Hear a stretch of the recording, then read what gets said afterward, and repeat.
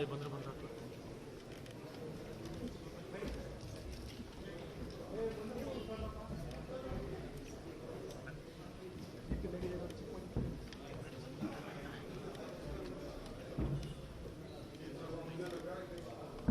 ಸಾಕು ಸರ್, ಅಲ್ಲೇ ಸಾಕು ಸರ್.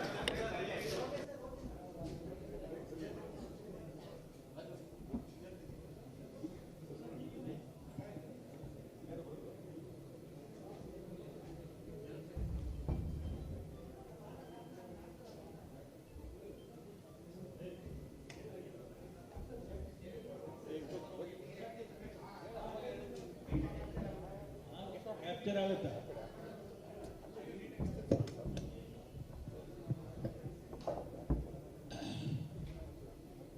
ಮಾಧ್ಯಮ ಸ್ನೇಹಿತರಿಗೆ ಸ್ವಾಗತ ಮಾಡ್ತಾ, ಇವತ್ತು ಸಂಪುಟದ ವಿಸ್ತರಣೆ ಆಗಿದೆ. ವಿಸ್ತರಣೆ ಆದ ನಂತರ ಸಾಮಾನ್ಯವಾಗಿ ಮಾನ್ಯ ಮುಖ್ಯಮಂತ್ರಿಗಳು ಹೊಸ ಸಚಿವರುಗಳನ್ನು ಉದ್ದೇಶಿಸಿ ಸಂಪುಟದಲ್ಲಿ ಮಾತನಾಡ್ತಾರೆ. ಸರ್ಕಾರದ ಬದ್ಧತೆಯ ಬಗ್ಗೆ, ಯೋಜನೆಗಳ ಬಗ್ಗೆ, ಆಲೋಚನೆಗಳ ಬಗ್ಗೆ ಮತ್ತು ನಾವು ನಮ್ಮ ಸರ್ಕಾರ ಅವರ ನೇತೃತ್ವದಲ್ಲಿ ಜನರಿಗೆ ಕೊಟ್ಟಂಥ ಭರವಸೆಯ ಬಗ್ಗೆ ಅರಿವನ್ನು ಮೂಡಿಸ್ತಾರೆ, ಜವಾಬ್ದಾರಿಯನ್ನು ನೆನಪು ಮಾಡಿಕೊಡ್ತಾರೆ. ಇದು ಸಾಮಾನ್ಯವಾದಂಥ ಪ್ರಕ್ರಿಯೆ. ಸಂಪುಟ ಹೊಸದಾಗಿ ಆಗಲಿ ಅಥವಾ ವಿಸ್ತರಣೆಯಾಗಲಿ ಆಗುವಂಥದ್ದು. ಇವತ್ತು ಮಾನ್ಯ ಮುಖ್ಯಮಂತ್ರಿಗಳು ಅವರ ಅಧ್ಯಕ್ಷತೆಯಲ್ಲಿ ಹೊಸ ಸಚಿವರನ್ನು ಮತ್ತು ಹಿಂದೆ ಇದ್ದಂಥ 13 ಜನ ಸಚಿವರನ್ನು ಕೂಡ ಇಡೀ ಸಂಪುಟವನ್ನು ಕರೆದು ಬಹಳ ವಿಸ್ತಾರವಾಗಿ ಹೊಸ ಸಚಿವರುಗಳಿಗೆ ವಿಶೇಷವಾಗಿ ಜವಾಬ್ದಾರಿಯನ್ನು, ಕಾರ್ಯಕ್ರಮಗಳನ್ನು, ಸರ್ಕಾರದ ಬದ್ಧತೆಯನ್ನು ತಿಳಿಸಿಕೊಟ್ಟಿದ್ದಾರೆ. ಇದರ ಜೊತೆಯಲ್ಲಿ ಇವತ್ತೇನು ಬರದ ಪರಿಸ್ಥಿತಿ ಇದೆ, ರಾಜ್ಯದಲ್ಲಿ ಕೆಲವು ಜಿಲ್ಲೆಗಳಲ್ಲಿ ಮಾತ್ರ ಮಳೆ ಆಗ್ತಾ ಇದೆ. ಅದು ಮಲೆನಾಡು ಇರ್ಬೋದು, ಕರಾವಳಿ ಪ್ರದೇಶ ಇರ್ಬೋದು. ಆ ಭಾಗದಲ್ಲಿ ಮಳೆ ಆಗಿ ಕೆರೆಗಳಿಗೆ, ರಿಸರ್ವಾಯರ್ಸ್ಗಳಿಗೆ ನೀರು ಬರ್ತಾ ಇರ್ತಕ್ಕಂಥದ್ದು. ಈಗಾಗಲೇ ನಮಗೆ ಇರುವಂಥ ಮಾಹಿತಿಯ ಪ್ರಕಾರ ಕಾವೇರಿ ಬೇಸಿನ್ನಲ್ಲಿ ಹಾರಂಗಿ ಇರ್ಬೋದು, ಹೇಮಾವತಿ ಇರ್ಬೋದು, ಕಬಿನಿ ಇರ್ಬೋದು, ಈ 3 ಪ್ರಾಜೆಕ್ಟ್ಗಳು ನೀರು 90 ಭಾಗ ತುಂಬಿದೆ. KRSನಲ್ಲಿ ನಿನ್ನೆವರೆಗೂ 47% ತುಂಬಿತ್ತು. ಇವತ್ತು ಅದು ಹೆಚ್ಚಾಗಿದೆ. ಏಕೆಂದರೆ ಒಳ ಹರಿವು 21%, 23% ಈ ರೀತಿ ಬರ್ತಾ ಇರೋದ್ರಿಂದ ಅದು ಇನ್ನು 2-3 ದಿನದಲ್ಲಿ ಅದು ಕೂಡ 90%ಗೆ ಬರುವಂಥ ಸಾಧ್ಯತೆಗಳಿದ್ದಾವೆ. ಆದರೆ ಉತ್ತರ ಕರ್ನಾಟಕದಲ್ಲಿ ಬಹಳಷ್ಟು ತಾಲೂಕುಗಳಲ್ಲಿ ಮಳೆಯ ಪ್ರಮಾಣ ಅತ್ಯಂತ ಕಡಿಮೆಯಾಗಿದ್ದಾವೆ. ಡಿಫಿಸಿಟ್ಟು ಎಷ್ಟರ ಮಟ್ಟಿಗೆ ಅಂದರೆ 70-80%ಗೆ ಡಿಫಿಸಿಟ್ಗೆ ಹೋಗ್ತಕ್ಕಂಥ ತಾಲೂಕುಗಳಿದ್ದಾವೆ. ಆ ತಾಲೂಕುಗಳನ್ನು ಈಗಾಗಲೇ ನಾವು ಗಮನಿಸಿದ್ದೇವೆ. 3 ವಾರ ಕಂಟಿನ್ಯೂಸ್ ಆಗಿ, 4 ವಾರ ಕಂಟಿನ್ಯೂಸ್ ಆಗಿ ಡ್ರೈ ಸ್ಪೆಲ್ ಬರ್ತಕ್ಕಂಥವು 111 ತಾಲೂಕುಗಳು ಇವತ್ತು ನಮಗೆ ಕಾಣಿಸ್ತಾ ಇದೆ. ಈ ಸಂಖ್ಯೆ ಪ್ರತಿನಿತ್ಯ ಹೆಚ್ಚಾಗ್ತಾ ಇದೆ. ಅಂದರೆ ಯಾವಾಗ ಮಳೆ ಬರ್ತಾ ಇಲ್ಲ, ಆ ಡಿಫಿಸಿಟ್ ಜಾಸ್ತಿ ಆದಮೇಲೆ ಅದು ಹೆಚ್ಚು ಸಂಖ್ಯೆಯಲ್ಲಿ ಬರಪೀಡಿತ ಪ್ರದೇಶಗಳು ಆಗ್ತಾ ಇದ್ದಾವೆ. ಆದರೆ ಒಂದು ಅಂಶವನ್ನು ನಾನು ಇಲ್ಲಿ ತಮಗೆ ಕ್ಲಾರಿಫೈ ಮಾಡ್ತಾ ಇದ್ದೇನೆ. ಬರಪೀಡಿತ ಪ್ರದೇಶ ಅಂತೇಳಿ ಘೋಷಣೆ ಮಾಡಬೇಕು ಅನ್ನುವಂಥದ್ದು ಶಾಸಕರುಗಳು ಕೇಳ್ತಾ ಇದ್ದಾರೆ, ಜನಸಮುದಾಯದವರು ಅಲ್ಲಿ ಕೇಳ್ತಾರೆ. ಆದರೆ ಕೇಂದ್ರ ಒಂದು 10 ನಿಯಮಗಳನ್ನು ಕೊಟ್ಟಿದ್ದಾರೆ. 2020ರಲ್ಲಿ ಮಾಡಿದಂಥ ನಿಯಮಗಳು. ಆ ನಿಯಮಗಳ ಪ್ರಕಾರ ನಾವು ಇನ್ನೂವರೆಗೆ ಆಗಸ್ಟ್ ಕೊನೆಯವರೆಗೂ ಕೂಡ ನಾವು ಯಾವುದೇ ತಾಲೂಕನ್ನು ಡಿಕ್ಲೇರ್ ಮಾಡೋದಕ್ಕೆ ಕಷ್ಟ ಆಗುತ್ತೆ. ಆ ನಿಯಮಗಳನ್ನು ಸಡಿಲ ಮಾಡಿ ಅಂತೇಳಿ ನಾನು ಮುಖ್ಯಮಂತ್ರಿಗಳು ಪತ್ರವನ್ನು ಕೇಂದ್ರ ಸರ್ಕಾರಕ್ಕೆ ಬರೆದಿದ್ದು, ಅದಕ್ಕೆ ನಮಗೆ ಯಾವ ಪ್ರತಿಕ್ರಿಯೆಯೂ ಬಂದಿಲ್ಲ.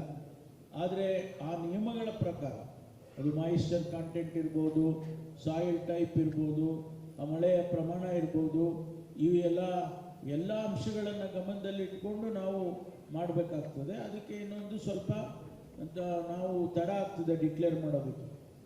ಒಂದು ವೇಳೆ ತುಂಬಾ ಹೆಚ್ಚು ರೆಡ್ ಝೋನು ಅಥವಾ ಯೆಲ್ಲೋ ಝೋನಿಗೆ ಹೋಗಿದೆ ಅನ್ನೋದಾದರೆ ಅದು ಅತ್ಯಂತ ಡಿಫಿಸಿಟ್ ಆಗಿರ್ತಕ್ಕಂಥ, ಅತಿ ಹೆಚ್ಚು ಡಿಫಿಸಿಟ್ ಆಗಿರುತ್ತೆ.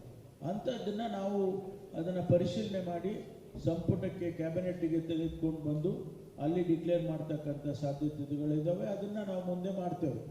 ಇದನ್ನು ನಾವು ಬಹಳ ವಿಸ್ತಾರವಾಗಿ ಇವತ್ತು ನಮ್ಮ ಇಲಾಖೆ, ಕಂದಾಯ ಇಲಾಖೆಯಿಂದ ಒಂದು ಪ್ರೆಸೆಂಟೇಷನ್ನು ಕೂಡ ಕ್ಯಾಬಿನೆಟಲ್ಲಿ ಕೊಟ್ಟಿದ್ದೇವೆ. ಅದನ್ನು ಕೂಡ ಸ್ವಲ್ಪ ಮಟ್ಟಿಗೆ ಚರ್ಚೆ ಆಗಿ ಇದನ್ನು ಇನ್ನೂ ಕೆಲವು ವಿಷಯಗಳಿದೆ, ನಾನು ಹೇಳೋದಿಲ್ಲ, ಮುಖ್ಯಮಂತ್ರಿಗಳು ಹೇಳ್ತಾರೆ ಅದಕ್ಕೆ ಸಂಬಂಧಪಟ್ಟದ್ದಾಗಿ.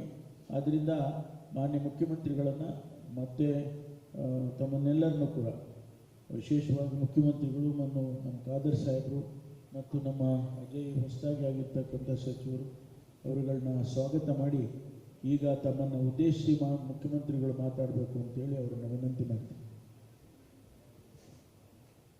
ನಮಸ್ಕಾರ.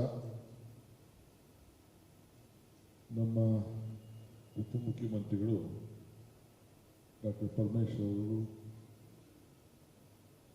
ಕೆಲವು ವಿಚಾರವನ್ನು ತಮ್ಮ ಗಮನ ಸೆಳೆದಿದ್ದಾರೆ. ಈಗ ತಾನೇ ನಾನು ಸುಮಾರು ಒಂದು 2 ಗಂಟೆಗೂ ಹೆಚ್ಚು ಕ್ಯಾಬಿನೆಟ್ ನೂತನ ಸದಸ್ಯರನ್ನ ಚರ್ಚೆ ಮಾಡಿ ಅವರಿಗೆ ಮಾರ್ಗದರ್ಶನವನ್ನು ಕೊಟ್ಟಿದ್ದೇನೆ. ಇವತ್ತು ಸುಮಾರು 19 ಜನ ಹೊಸದಾಗಿ ಸೇರ್ಪಡೆಯಾಗಿದ್ದಾರೆ. ಹೊಸ ಮುಖಕ್ಕೆ ಅವಕಾಶಗಳನ್ನು ಕೊಟ್ಟಿದ್ದೇವೆ. ಇನ್ನು ಬಹಳ ಜನ ಹಿರಿಯರೆಲ್ಲ ಇದ್ದರು. ಆದರೆ ನಾನು ಪರಮೇಶ್ವರರೆಲ್ಲ ಬಹಳ ಚಿಕ್ಕ ವಯಸ್ಸಿನಲ್ಲೇ ಫಸ್ಟ್ ಟೈಮೇ ನಾವು ಮೊದಲನೇ ಬಾರಿಗೇನೆ ಶಾಸಕರಾದವರು, ನಾವು ಮಂತ್ರಿ ಆದವರು ಇದ್ವಿ. ನಾನು ಕೆಲವು ಸಂದರ್ಭದಲ್ಲಿ ನಮ್ಮನ್ನ ಇಟ್ಕೊಂಡಿದ್ದಾರೆ, ಕೆಲವು ಸಂದರ್ಭದಲ್ಲಿ ಬಿಟ್ಟಿದ್ದಾರೆ. ಅದು ನಡ್ಕೊಂಡು ಬಂದು ಇಲ್ಲಿವರೆಗೂ ನಾವಿಬ್ಬರು ಈ ಸ್ಥಾನದಲ್ಲಿ ಕೂತಿದ್ದೇವೆ. ಸೊ ಇವತ್ತು ಎಕ್ಸ್ಪ್ಯಾನ್ಷನ್ನು ನಡೆದಿದೆ. ಬಹಳ ಜನ ಇದ್ದು, ಬಹಳ ಕೇಪಬಲ್ ಜನ. ನಮ್ಮ ನಂಬರು ತಮ್ಮ ಗೊತ್ತಿದೆ, 138, 139 ನಮ್ಮ ನಂಬರು ಇತ್ತು. ಸುಧಾಕರ್ ಒಬ್ಬರು ನನ್ನ ಜೊತೆ ಇಲ್ಲ. ಸೊ ದೊಡ್ಡ ಪಕ್ಷ. ಸೊ ಭಾಳ ಆಸೆ ಆಕಾಂಕ್ಷೆಗಳು ಬೇಕಾದ ಜನಕ್ಕಿತ್ತು. ಎಲ್ಲರೂ ಎಲಿಜಿಬಲ್. ಯಾರು ಎಲಿಜಿಬಲ್ ಇಲ್ಲ ಅನ್ನೋರು ಯಾರೂ ಇಲ್ಲ. ಇಲ್ಲಿ 138 ಜನನೂ ಎಲಿಜಿಬಲ್ ಇದ್ದರು. ವಿಧಾನ ಪರಿಷತ್ ಸದಸ್ಯರು ಎಲಿಜಿಬಲ್ ಇದ್ದರು. ಸೊ ನಮ್ಮ ಪಾರ್ಟಿ ಒಂದು ತೀರ್ಮಾನ ಮಾಡಿ ಒಂದು ಡಿಸಿಷನ್ ಕೊಟ್ಟಿದ್ದಾರೆ. ಅದಕ್ಕೆ ನಾವೆಲ್ಲ ಬದ್ಧರಾಗಿದ್ದೇವೆ. ಹಿಂದೆ ಕೂಡ ನಾನು ಪರಮೇಶ್ವರ್ ಅವರು MLA ಆಗಿ ಬಂದಾಗ ವೀರೇಂದ್ರ ಪಾಟೀಲ್ ಮುಖ್ಯಮಂತ್ರಿಗಳು, ಬಂಗಾರಪ್ಪನವರು ಕ್ಯಾಬಿನೆಟ್ ಇರಲಿಲ್ಲ, ಇವರು ಮಲ್ಲಿಕಾರ್ಜುನ್ ಖರ್ಗೆ ಅವರು ಕ್ಯಾಬಿನೆಟ್ ಇರಲಿಲ್ಲ, ಧರ್ಮಸಿಂಗ್ ಇರಲಿಲ್ಲ, ಲಕ್ಕಪ್ಪನವರು ಇರಲಿಲ್ಲ. ಇಂಥವೆಲ್ಲ ಬೇಕಾದಷ್ಟು ಜನ ಸೀನಿಯರ್ಸ್ ಎಲ್ಲ ಕೂಡ ಇರಲಿಲ್ಲ. ಅದಾದ್ಮೇಲೆ ಕೃಷ್ಣ ಅವ್ರ ಕಾಲದಲ್ಲೂ ಅಜಿತ್ ಸೇಠ್ ಅಂತವರು ಕ್ಯಾಬಿನೆಟಲ್ಲಿ ಇರೋಕ್ಕಾಗಿರಲಿಲ್ಲ. ಅವ್ರು ಭಾಳ ಆತ್ಮೀಯರಿದ್ರು ಕೂಡ ಆಗಕ್ಕಾಗಿರಲಿಲ್ಲ. ಆಗ ಕೂಡ ನೋಡಿದ್ದೇವೆ. ಅದಾದ್ಮೇಲೆ ಧರ್ಮಸಿಂಗ್ ಕಾಲದಲ್ಲಿ ನನ್ನ ಪರಮೇಶ್ವರನೇ ದೂರ ಇಟ್ಟಿದ್ರು ಕಾರಣಾಂತರದಿಂದ. ಸಿದ್ದರಾಮಯ್ಯವ್ರ ಕಾಲದಲ್ಲೂ ನಾವಿಬ್ಬರು ಇವರು ಅಧ್ಯಕ್ಷರಾಗಿ ಅಧಿಕಾರ ಬಂದು ಇವರು 3 ವರ್ಷ ಆದಮೇಲೆ ಹೊರಗಡೆ ಬರಬೇಕಾದ ಪರಿಸ್ಥಿತಿ ಬಂತು. ನನ್ನ ಕೂಡ ಕೆಲವು ದಿನ ಹೊರಗಡೆ ಇಟ್ಟಿತ್ತು. ನಾವು ಭಾಳ ತಾಳ್ಮೆಯಿಂದ ಇದ್ದು, ನಮ್ಮಿಬ್ಬರ ತಾಳ್ಮೆ ಇವತ್ತು ನನ್ನ ಮುಖ್ಯಮಂತ್ರಿ ಮಾಡಿದೆ ಪಕ್ಷ, ಇವ್ರನ್ನ ಉಪಮುಖ್ಯಮಂತ್ರಿ ಮಾಡಿದೆ. ಸೊ ಹಂಗೆ ಇವತ್ತು ನೀವು ಏನೇನು ಪ್ರಶ್ನೆ ಕೇಳ್ತೀರಂದ್ರೆ ನನಗೆ ಅರಿವಿದೆ. ಏನೇನು ಪಾಯಿಂಟ್ ಆಗ್ತೀರಿ, ತುಮಕೂರು ಮೀಟಿಂಗು, ಅಲ್ಲಿ meeting, Kolar meeting, Chikkaballapur meeting, Shivamogga meeting, Raichur meeting, Ballari meeting ಎಲ್ಲ ಹೇಳ್ತೀವಿ. ನೀವೆಲ್ಲ ಬಿಜಾಪುರ ಮೀಟಿಂಗ್ ಎಲ್ಲ ಕೆಲವು ಪ್ರಶ್ನೆಗಳು ಅವ್ರು ಹೆಂಗೆ ಹೇಳಿದ್ರು, ಹಿಂಗೆ ಹೇಳಿದ್ರು ಅಂತ ಎಲ್ಲ ಹೇಳ್ತೀರಿ. ಈ ನಡ್ಕೊಂಡು ಬಂದಂಥ ಪದ್ಧತಿ ಇದೆಯಲ್ಲ, ಇದು ಏನು ಮಾಡ್ತೀರಿ, ಇರೋದು 33 ಸ್ಥಾನ. ಮೊದಲಾದರೆ ಬೇಕಾದಷ್ಟು ಎಷ್ಟು ಜನ ಬೇಕಾದ್ರೂ ತಗೊಳ್ಳುವಂಥ ಅವಕಾಶ ಕೃಷ್ಣ ಅವ್ರ ಕಾಲಕ್ಕೆ ಮುಗಿದೋಯ್ತು. ಈಗ 15%ಗೆ ಲಿಮಿಟೇಷನ್ ಮಾಡಿದೆ. ಕಂಪಲ್ಸರಿ ಅಪ್ಪರ್ ಹೌಸಲ್ಲಿ ಒಬ್ಬರು ಇರಲೇಬೇಕಾಗಿದೆ. ಸೊ ಈ ಪದ್ಧತಿ ಇದೆ. ಆಮೇಲೆ ನಿಮಗೆ ಈಗ ಹೆಣ್ಮಕ್ಳಿಲ್ಲ ಅಂತ ಒಂದು ಪ್ರಶ್ನೆ ಹಾಕ್ತೀರಿ, ಅದಾಗ್ತದೆ, ಫಿಲ್ ಮಾಡ್ತೀವಿ. ಎಲ್ಲ ಕೇಳಿಸ್ಕೊಳಕ್ಕೆ ಹೋಗ್ಬಿಡಿ, ಹೆಣ್ಮಕ್ಳು ಇರಲೇಬೇಕು. ನಮ್ಮ ಪಕ್ಷದಲ್ಲಿ ಒಂದು ಸಿದ್ಧಾಂತ ಇದೆ. ಮೊದಲು ಒಬ್ಬಳು ಹೆಣ್ಮಗಳು ಇದ್ದು, ಈಗ ಡೆಪ್ಯೂಟಿ ಸ್ಪೀಕರ್ ಕೊಟ್ಟಿದ್ವಿ. ಮಂತ್ರಿಗಳು ಮಂಡಲಕ್ಕೂ ನಮ್ಮ ಪಕ್ಷ ಅದಕ್ಕೆ ನನಗೆ ಮಾರ್ಗದರ್ಶನವನ್ನು ಕೊಡ್ತದೆ. ಸೊ ಅದು ಕೂಡ ಈಗ ನಾನು ಇಷ್ಟೊತ್ತು ಕ್ಯಾಬಿನೆಟ್ ಮೀಟಿಂಗಲ್ಲಿ ಎಲ್ಲ ನನ್ನ ಫ್ರೆಂಡ್ಸ್ಗೆ ಏನೇನು ಸವಾಲುಗಳಿದೆ, ಏನೇನು ಸಮಸ್ಯೆಗಳು ಬರ್ಬೋದು, ಇವೆಲ್ಲ ಕೂಡ ನಾನು ಎಕ್ಸ್ಪ್ಲೇನ್ ಮಾಡಿದ್ದೀನಿ. ಈಗ ನೀರಿನ ದೊಡ್ಡ ಸಮಸ್ಯೆ ಕಾವೇರಿ ಭಾಗದಲ್ಲಿ, ಎಲ್ಲ ರಾಜ್ಯದಲ್ಲಿ ಬರಗಾಲ. ಈಗ ಕೆಲವೆಲ್ಲ ಬಂದಿರ್ಬೋದು ಸಮಸ್ಯೆಗಳು. ಈಗ ಮೊನ್ನೆ ತಾನೇ ಭಾಳ ದೊಡ್ಡ ಭೀಕರವಾದಂಥ ಕಂಟಕ ಇತ್ತು. ದೇವರ ಕೃಪಾ, ನಿಮ್ಮೆಲ್ಲರ ಆಶೀರ್ವಾದ. ಇವತ್ತು ಡ್ಯಾಮ್ನಲ್ಲಿ ಇವತ್ತು ನಾವು 3,000 ಬಿಡು ಅಂತ ಹೇಳಿದ್ರೆ ಇವತ್ತು 30,000 ಬಿಡ್ತಾ ಇದ್ದೀವಿ. ನಾವು ಅಲ್ಲೇ ರಿಲೀಸ್ ಮಾಡ್ತಾ ಇದ್ದೀವಿ. 30,000 ಅಷ್ಟು ನೀರು ಹೋಗ್ತಾ ಇದೆ. ಆದರೆ ಇನ್ನೂ KRS ತುಂಬಿಲ್ಲ, ಹೇಮಾವತಿನೂ ತುಂಬಿಲ್ಲ. ಸೊ ಬೇರೆ ಎಲ್ಲ ಸ್ವಲ್ಪ ಇನ್ಫ್ಲೋ ಸ್ವಲ್ಪ ಸರಿಯಾಗಿ ಆಗ್ತಾ ಇದೆ. ಮಧ್ಯ ಸ್ವಲ್ಪ ಕಡಿಮೆನೂ ಆಗಿತ್ತು. ಅದೇ ರೀತಿ ಮಲೆನಾಡಲ್ಲೂ ಮಳೆ ಬರ್ತಾ ಇದೆ ಸ್ವಲ್ಪ. ಇನ್ನು ತುಂಗಭದ್ರಾಗೆ ನೀರು ಸಾಕಷ್ಟಿಲ್ಲ. ಇನ್ನು ಬರೀ ಇದು ಆಲ್ಮಟ್ಟಿಗೆ ಮಾತ್ರ ಸ್ವಲ್ಪ ನೀರು ಬರ್ತಾ ಇದೆ. ಇದನ್ನೆಲ್ಲ ಇನ್ನು ಬರಗಾಲ ಇದೆ. ಕೆಲವು ಭಾಗದಲ್ಲಿ ಜಾಸ್ತಿ ಮಳೆನೂ ಬೀಳ್ತಾ ಇದೆ. ಅನಾಹುತಗಳು ಆಗಿದೆ. ಶಿವಮೊಗ್ಗದಲ್ಲಿ, ತೀರ್ಥಹಳ್ಳಿಲೆಲ್ಲ ಅನಾಹುತ ಆಗಿದೆ, ಬೇರೆ ಕಡೆಲ್ಲ ಆಗಿದೆ. ಅದಕ್ಕೆಲ್ಲ ನಾನು ಏನೇನು ಪರಿಹಾರ ಕೊಡಬೇಕು ಅದಕ್ಕೆಲ್ಲ ನಾನು ರಿಪೋರ್ಟ್ ತರಿಸ್ಕೊಂಡು ಮುಂದಕ್ಕೆ ನಾನು ಅನೌನ್ಸ್ಮೆಂಟ್ ಮಾಡ್ತೀನಿ. ನಾನೇ ಮಾಡ್ಬೋದಾಯಿತು, ನನಗೆ ಗೊತ್ತಿತ್ತು ಈ ಕ್ಯಾಬಿನೆಟ್ ಎಕ್ಸ್ಪ್ಯಾನ್ಷನ್ ಆಗ್ತದೆ ಅನ್ನೋದು. ಸೊ ಅವ್ರ ಕೈಯಲ್ಲಿ ಲೋಕಲಲ್ಲಿ ಅನೌನ್ಸ್ಮೆಂಟ್ ಮಾಡೋಂಥ ಕೆಲಸ ನಾನು ಮಾಡಿಸ್ತೀನಿ, ಏನೇನು ಪರಿಹಾರ ಕೊಡಬೇಕು ಅಂತ. ಈಗ ಇಷ್ಟೊತ್ತು 2 ಗಂಟೆ ಎಲ್ಲ ಮಿನಿಸ್ಟರ್ಸ್ ಕೂಡ ನಾನು ಹೇಳಿದ್ದೇನೆ, ನಾಳೆ ಒಂದು ದಿನ ಮಾತ್ರ ನಿಮಗೆ ಅವಕಾಶ. ನಾಳಿದಿಂದಲೇ ನಿಮ್ಮ ಜಿಲ್ಲೆ ಏನೇನು ಜವಾಬ್ದಾರಿ ವಹಿಸ್ತೀನಿ. ನಾನು ಈಗ ಡಿಸ್ಟ್ರಿಕ್ಟ್ ಮಿನಿಸ್ಟರ್ ಅಂತ ಈಗ ಅನೌನ್ಸ್ಮೆಂಟ್ ಮಾಡಿಲ್ಲ, ಬಟ್ ಕೆಲವರಿಗೆ ಆ ಜಿಲ್ಲೆಗಳಿಗೆ ಜವಾಬ್ದಾರಿನ ವಹಿಸಿದ್ದೇನೆ. ಅಲ್ಲಿ ಹೋಗಿ ಇಲ್ಲ ಅತಿವೃಷ್ಟಿ ಆಗಿರ್ಬೋದು, ಬರಗಾಲ ಇರ್ಬೋದು, ಇಲ್ಲ ನೀರು ಜಾಸ್ತಿ ಇರ್ಬೋದು, ಕಡಿಮೆ ಇರ್ಬೋದು, ಇದಕ್ಕೆಲ್ಲ ಕೂಡ ನೀವೆಲ್ಲ ಹೋಗಿ ಫೀಲ್ಡ್ ವಿಸಿಟ್ ಮಾಡಬೇಕು ಅಂತೇಳಿ ಕಂಪಲ್ಸರಿ ನೀವು ಟೂರ್ ಮಾಡಿಕೊಂಡು ನಿಮ್ಮ ಜಿಲ್ಲೆಗಳನ್ನ ಟೂರ್ ಮಾಡಿಕೊಂಡು ಬಂದು ನಮ್ಮ ರೆವಿನ್ಯೂ ಮಿನಿಸ್ಟ್ರಿಗೆ ರಿಪೋರ್ಟ್ ಕೊಡಬೇಕು ಅಂತ ಹೇಳಿದ್ದೇವೆ. ಈಗಾಗಲೇ ಅಪೋಸಿಷನ್ ಪಾರ್ಟಿಗಳು ಹೀಗೆ ಬರಗಾಲ ಅನೌನ್ಸ್ಮೆಂಟ್ ಮಾಡಿ ನಾವು ಅಸೆಂಬ್ಲಿ ನಡೆಸೋಕ್ಕೆ ಬಿಡಲ್ಲ ಅಂತ ಪಾಪ ಹೇಳ್ತಾ ಇದ್ದಾರೆ. ಅವರೆಲ್ಲ ಅನುಭವಿಸ್ತಾರೆ, ಅವರೆಲ್ಲ ರೆವಿನ್ಯೂ ಮಿನಿಸ್ಟರ್ ಎಲ್ಲ ಆ ಕೆಲಸ ಮಾಡ್ತಾ ಇದ್ದಾರೆ. ಅದಕ್ಕೆಲ್ಲ ಟೈಮ್ ಬಂದಾಗ ಅದಕ್ಕೆ ಉತ್ತರ ಕೊಡೋಣ. ಬಟ್ ಈಗ ರಿಪೋರ್ಟ್ ಅಂತೂ ನಾವು ನಮ್ಮ ಮಂತ್ರಿಗಳು ಹೋಗಿ ಕೊಡಬೇಕು. ಈಗಾಗಲೇ ಅವ್ರಿಗೂ ರಿಪೋರ್ಟ್ ಇದೆ, ತಮಗೆಲ್ಲ ಗೊತ್ತಿದೆ. ಈಗಾಗಲೇ ನಾನು ಬೆಳಗಾವಿ, ಚಿತ್ರದುರ್ಗ ಮತ್ತು ಗುಲ್ಬರ್ಗ 3 ಡಿವಿಷನ್ನು ನಾನು ಮೀಟಿಂಗ್ ಮಾಡಿದ್ದೀನಿ. ಮೈಸೂರನ್ನು ಮಾಡಬೇಕಾಗಿತ್ತಷ್ಟೇ. ಅದನ್ನು ಸದ್ಯದಲ್ಲಿ ನಾನು ಟೈಮ್ ತೆಗೆದುಕೊಂಡು ಆ ಡಿವಿಷನ್ ಕೂಡ ಏನೇನು ಸಮಸ್ಯೆ ಇದೆ ಅಂತ ನಾನು ಖಂಡಿತ ಮಾಡೋದಿದ್ದೇನೆ. ಸೊ ಈಗಾಗಲೇ ನಮ್ಮ ಎಲ್ಲ ಶಾಸಕರು ಕೂಡ ಪಾರ್ಟಿಸಿಪೇಟ್ ಮಾಡಿದ್ದಾರೆ. 30, 35, 40, 50 ಜನ ಎಲ್ಲ ಕೂಡ ಆ ಭಾಗದವರೆಲ್ಲ MP ಗಳು MLA ಬಂದಿದ್ದಾರೆ. ಎಲ್ಲರಿಗೂ ಚರ್ಚೆ ಮಾಡೋಕ್ಕೆ ಅವಕಾಶ ಮಾಡಿಕೊಟ್ಟಿದ್ದೀನಿ. ಎಲ್ಲ ಸಲಹೆಗಳು ಕೇಳ್ತಿದ್ದೀನಿ. ಸುಮಾರು 1 ಕೋಟಿ ರೂಪಾಯಿ ಅಷ್ಟು ಹಣ ಪ್ರತಿಯೊಂದು ವಿಧಾನಸಭಾ ಕ್ಷೇತ್ರಕ್ಕೂ ಕೂಡ ಕುಡಿಯೋ ನೀರಿಗೆ ನೀವು ಮಾತ್ರ ಸ್ಪೆಂಡ್ ಮಾಡಬೇಕು ಅಂತೇಳಿ ಅವ್ರಿಗೆಲ್ಲ ಮಾರ್ಗದರ್ಶನವನ್ನು ಕೊಟ್ಟಿದ್ದೇನೆ. ಬಹುಶಃ ಅವರೆಲ್ಲ ಕೂಡ ಈಗಾಗಲೇ ಪ್ರಾರಂಭ ಮಾಡ್ತಾರೆ. ಈ ಮಧ್ಯದಲ್ಲಿ ಇವತ್ತು ನಾನು ಅವ್ರಿಗೆ ಕಂಪಲ್ಸರಿ ಎಲ್ಲರೂ ಹೋಗ್ಬೇಕು ಅಂತ ನಾಳಿನಿಂದಲೇ ಪ್ರವಾಸ ಶುರು ಮಾಡಬೇಕು ಅಂತ ಹೇಳಿದ್ದೇನೆ. ಡಿಸ್ಟ್ರಿಕ್ಟ್ ಆಫೀಸರ್ಸ್ಗೂ ಕೂಡ ಇನ್ಸ್ಟ್ರಕ್ಷನ್ ಕೊಡ್ತೀನಿ, ಫೀಲ್ಡ್ ವಿಸಿಟ್ ಮಾಡಬೇಕು. ಅದಾದಮೇಲೆ ಒಂದು ರಿಪೋರ್ಟನ್ನು ತಂದು ಕೊಟ್ಟು ಆಮೇಲೆ ಏನು ಸರ್ಕಾರ ತೀರ್ಮಾನ ಮಾಡಬೇಕು ಆ ತೀರ್ಮಾನವನ್ನು ಮಾಡ್ತೇವೆ. ಆಮೇಲೆ ಎಲ್ಲರೂ ಕೂಡ ಈ ರಿವ್ಯೂ ಮಾಡಬೇಕು. ಡ್ರಾಫ್ಟ್ ಸಿಚುವೇಶನ್ನ ಏನೇ ಸಮಸ್ಯೆ ಇದ್ದು ಕೂಡ ಅಲ್ಲಿ ಚರ್ಚೆ ಮಾಡಬೇಕು. ಎಲ್ಲರೂ ಕರ್ಕೊಂಡು ಹೋಗಬೇಕು ಅಂತ ಹೇಳಿದ್ದೇನೆ. ನೀವು ಬರೀ ಕಾಂಗ್ರೆಸ್ ಅವರು ಕರ್ಕೊಂಡು ಹೋಗೋದು ಅನ್ನೋದಿಲ್ಲ.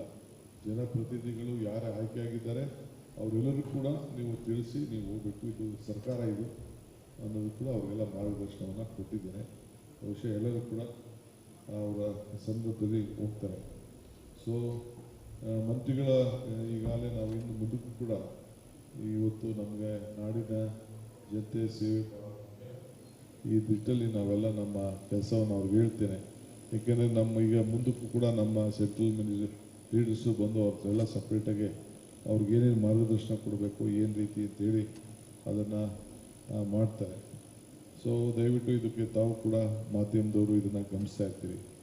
ಒಂದು ತಮಗೆ ಮುಖ್ಯವಾಗಿ ನಾನು ಹೇಳ್ತಿಕ್ಕಿಂತ ಮುಖ್ಯವಾಗಿ ರಾಜಕೀಯ ಪ್ರಶ್ನೆ ನಿಮಗೆ ಮುಖ್ಯ. ನನ್ನ ಫ್ರೆಂಡ್ಸ್ಗೆ ರಿಕ್ವೆಸ್ಟ್ ಮಾಡ್ಕೊಳ್ತೀನಿ, ಎಲ್ಲರಿಗೂ ಕೂಡ ಆಸೆ ಎಲ್ಲರಿಗೂ ಇರ್ತದೆ, ಸ್ವಲ್ಪ ತಾಳ್ಮೆಯಿಂದ ಇದ್ದರೆ ಎಲ್ಲರೂ ಒಂದೊಂದು ಕಡೆ ಇಲ್ಲೆಲ್ಲಿ ಸಾಧನೆ ಮಾಡೋಕ್ಕೆ ಅಡ್ಜಸ್ಟ್ಮೆಂಟ್ ಮಾಡೋಕ್ಕಾಗ್ತದೋ ಖಂಡಿತ ನಾವು ಎಲ್ಲರಿಗೂ ಕೂಡ ಅಕೊಮಡೇಟ್ ಮಾಡೋಂಥ ಕೆಲಸ ಮಾಡ್ತೀನಿ ಅನ್ನೋದು ಕೂಡ ಹೇಳ್ತೀನಿ. ಇನ್ನು ಕೆಲವ್ರಿಗೆಲ್ಲ ನೇರವಾಗಿ ಪರಮೇಶ್ವರ್ ಕೆಲವ್ರ ಮಾತಾಡ್ತಾರೆ, ನಾನು ಕೆಲವ್ರ ಮಾತಾಡ್ತೀನಿ, ಎಲ್ಲರಿಗೂ ಕೆಲವತ್ತೆಲ್ಲ ಸಂಪರ್ಕದಲ್ಲಿ ಇಟ್ಕೊಂಡು ಎಲ್ಲರಿಗೂ ಕೂಡ I believe in every one should be care. ಇವತ್ತು ನಾವೆಲ್ಲರೂ ಕೂಡ ಗೌರವ ಕೊಡಲೇಬೇಕಾಗ್ತದೆ, ಆ ಕೆಲಸ ಕೂಡ ಮಾಡ್ತೀನಿ. ಇಷ್ಟನ್ನು ಇವತ್ತು ಫಸ್ಟು ಕ್ಯಾಬಿನೆಟ್ನಲ್ಲಿ ಮೇಯ್ನ್ ಬರೆದ ವಿಚಾರ. ಆಮೇಲೆ ಕಾವೇರಿ ವಿಚಾರದಲ್ಲಿ ಈಗಾಗಲೇ ಅವರು ಸುಪ್ರೀಂ ಕೋರ್ಟ್ಗೆ ಹಾಕಿದ್ದಾರೆ. ನನ್ನ ಲೀಗಲ್ ಟೀಮ್ಗೆ ಕೇಳ್ತೀನಿ, ಈಗಾಗಲೇ ನಾವು ಮಳೆ ಬಂದಿದೆ, ನೀರು ಬಿಟ್ಟಿದ್ದೀವಿ, ಇವಾಗ ಕಂಪಲ್ಡ್ ಟು ಇಟ್. ಬಟ್ ಅದಕ್ಕೇನು ಲೀಗಲ್ ಅವ್ರು ನಮ್ಮವ್ರು ಏನು ನಮ್ಗೆ ಅಡ್ವೈಸ್ ಮಾಡ್ತಾರೋ ಅದಕ್ಕೆ ಯಾವ ರೀತಿ ಉತ್ತರ ಕೊಡಬೇಕೋ ಕೊಡುವಂಥ ಕೆಲಸವನ್ನು ಮಾಡ್ತೀನಿ. If anything is there I am ready to accept your.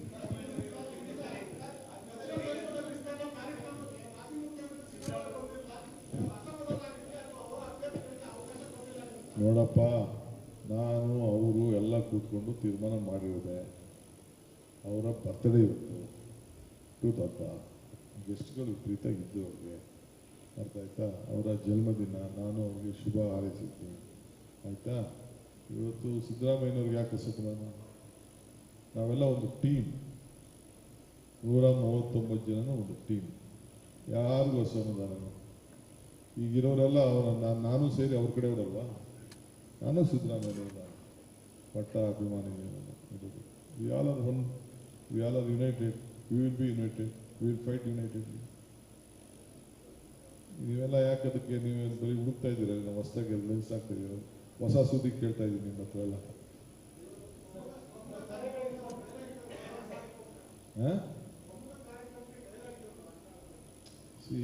ಪಾಪ ಅವರು ಭಾಳ ಜನ ಗೆಸ್ಟ್ಗಳು ಮತ್ತೊಂದು ಕೆಲವೆಲ್ಲ ಹೇಳ್ತಾ ಇರ್ತಾರೆ, ಸಿಗದೆ ಹೋದವ್ರಿಗೆ ಸಮಾಧಾನ ಹೇಳ್ತಾ ಇರ್ತಾರೆ. ಅವರು ತಡೀರಪ್ಪ, ಆಯಿತು, ಟೈಮ್ ಆಯಿತು, 2 ವರ್ಷ 3 ವರ್ಷ ಮಾಡಿದ್ದೀರಿ, ಬೇರೆ ಅಂತ ಅಂದ್ಬಿಟ್ಟು is doing hour party work. ಖಂಡಿತ ಮಾತಾಡಿದ್ದೀವಿ, 5 ಸತಿ ಮಾತಾಡಿದ್ದೀನಿ ನಾನು.